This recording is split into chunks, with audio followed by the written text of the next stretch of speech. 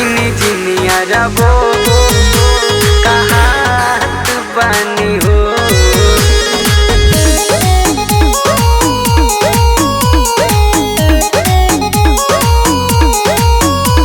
कहात बानी हो।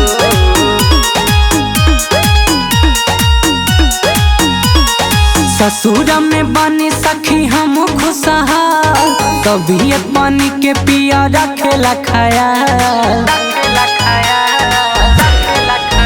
सखी ससुर में बानी सखी हम खुशहाल, तबीयत पानी के पिया रखेला खाया। घरवा दुतहला बाटे गिहजर से रोज हम नहात बानी हो।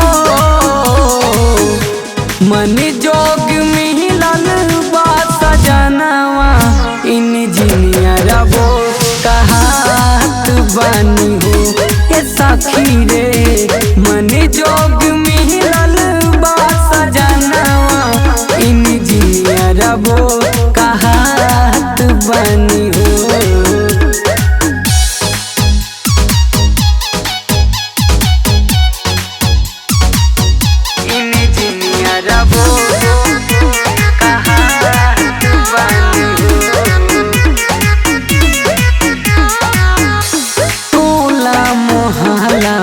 हमारे घर सबसे नीक बा, सब हमके बहिन बेटी माने है ठीक बा।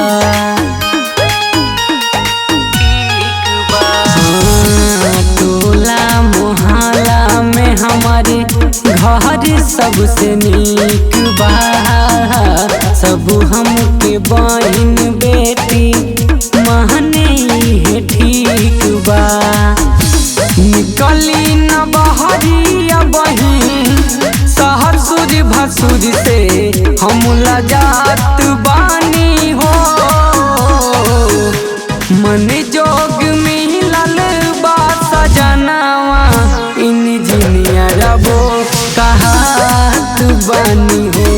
ए सखी रे मन जोग मिलल बा सजनवा इंजीनियर वो कहात बानी हो।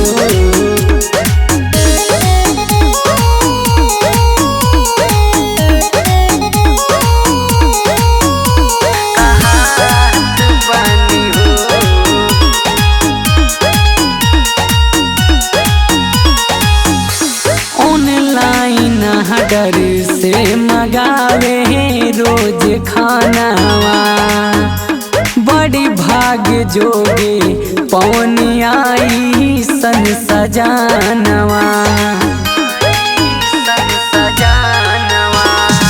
ऑनलाइन डर से गहवे रोज खानावा, बड़ी भाग्य जोगे पवनी यही सन सजानवा।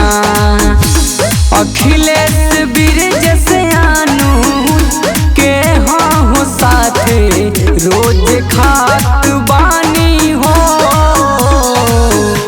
मन जो